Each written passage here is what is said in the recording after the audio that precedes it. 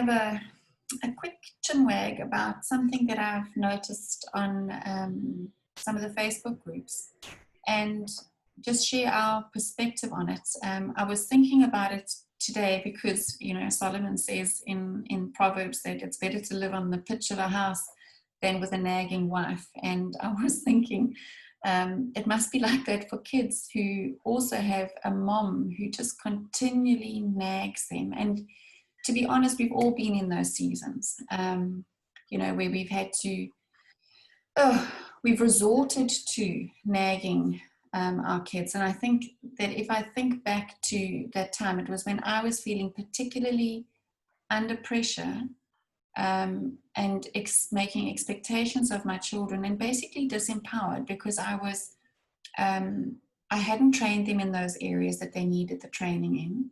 I was on a short time because we were, you know, had to keep up with a curriculum, you know, schedule all the time. And I don't believe that my children were engaged in those studies. So there was no power happening in this thing. It was just me, nag, nag, nag, nag, drip, drip, drip all the time, like a dripping tap. And I didn't like that. So I made some decisions to change those reactions. So what I've seen on Facebook recently are parents saying, I can't get my kids to do their work. I feel like I'm nagging them all the time. My children drag their heels. They don't want to do this.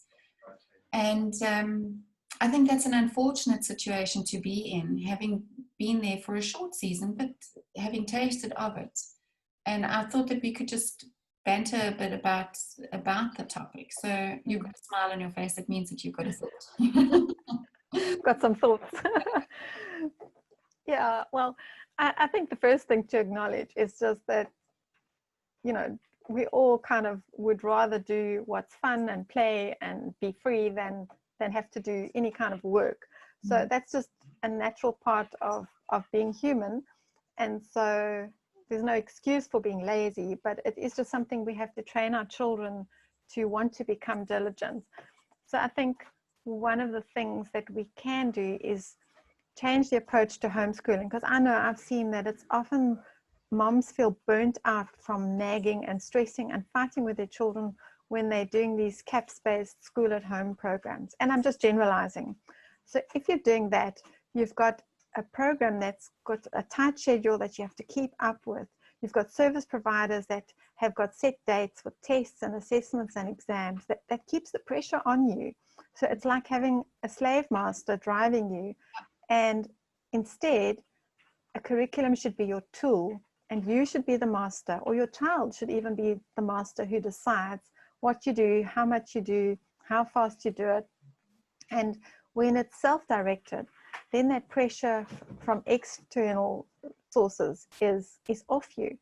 And it's also great if you give children some choices in what they're learning. So when you've got a full-on package like that that's prescribing every minute of every day for every subject, the children feel that they've got no choice. It's just like school. You've just got to get through this. Why must we do it? We hate it. It's boring.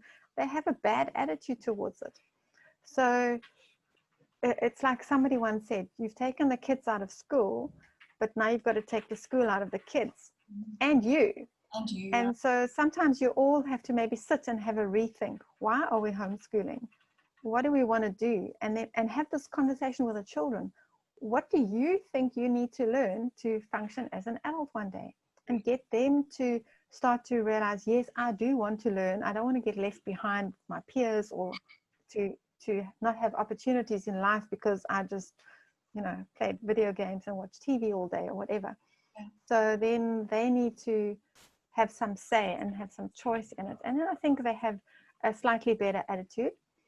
But then there can also be consequences if they haven't done what they've agreed to do. So you can have some negotiations about, okay, what's realistic to get done in a day? So many lessons if your maths, and so much of this and so much of that.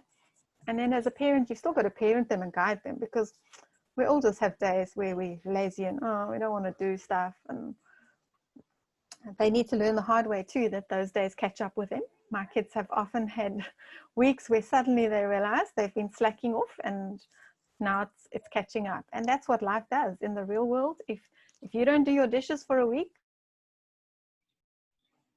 you've got to do them. If you don't do your laundry for a week, it piles up and you've eventually got to catch up. So it's the same with schoolwork and anything in life. Yeah. And I remember Charlotte Mason in her one book on parenting more than on schooling, she spoke about, it just takes one day of missing out on something really fun and good because you haven't done your chores for you to learn it yourself. So one of the things that we did do in that time period with the dawdler is to just let them dawdle. And then 2 o'clock came and everybody was heading off to extramurals, and the dawdler was still sitting trying to work and missed the extramurals for the afternoon. And that only had to happen once or twice for them to realize that, there isn't this never-ending amount of time. And that really helped that particular child. The other thing is also, as moms, we've got very busy, full lives. We really do. You're homeschooling and you've got to clean the house, you've got to do the grocery shopping and cook and da-da-da-da-da. There's a lot that has to happen. So we generally have this like to-do list going in our head all the time. And it can translate into us telling our children, do this, don't, do all the time. And Charlotte Mason also talks to that. And she says, don't have that running fire of do and don't. Train your children in the habit that they need and then let them get on with it.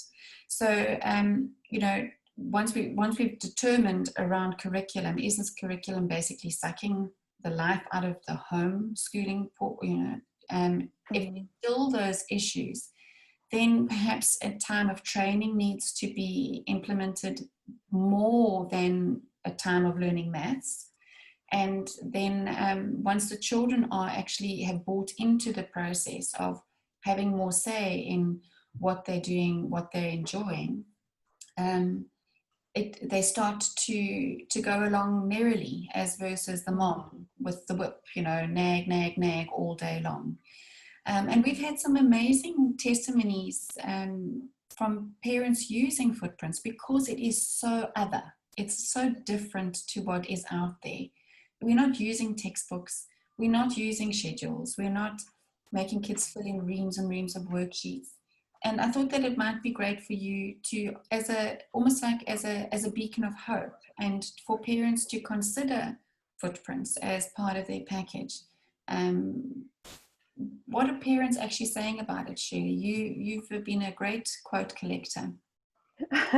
Yeah, I like to put those nice testimonials up on our website. So I've got a few ready that I thought I would share, because they really just show how when you change the tools that you're using, it's enjoyable for the mom, and the children are enthusiastic. They actually want to learn. You don't even have to nag them. And we've got one quote on our website where the mom, Rox Brummer, said, my kids got up early this morning to do their maths, so they had more time in the morning for footprints. They love it. Thank you. I mean, that's exactly what every mother wants, that their children are going to take ownership of getting done the tasks that need to be done so that they have time to spend doing what they love. We had another one from a lady who said, footprints has changed dreams I didn't even know I had into a magical reality. That was Hanukkah. And Ilanza LaRue said, your curriculum has changed our lives and enabled us to have this lifestyle. And I know my kids are learning loads. And just one last one. May said how it's made me fall in love with literature again. And I've seen such a change in my children. And I'm so thankful for their appreciation of books. I mean, that to me is just the dream of what we all want our homeschooling to be, that the moms are loving it and the children are loving it, and they're sharing this learning experience together. And let's not paint an idealistic rosy picture. It's not always a bed of roses, because there are still things in our relationships that are challenges, the chores or the maths or whatever it is. But at least part of your homeschooling can be this relaxed, enjoyable time that you spend reading stories together and doing things that you're interested in and that are relevant to you and that you've chosen to do, instead of having it forced on you by somebody else and their timetable and their agenda. So you can actually be in charge, and it's driven by the children, not by some outside influence. Well, I think it's a lovely way to end, just the two very clear pictures of what a lot of parents are struggling with and how delightful the homeschooling journey can actually be. Oh, well, thank you for sharing those, and yeah, we'll chat again. See you next time.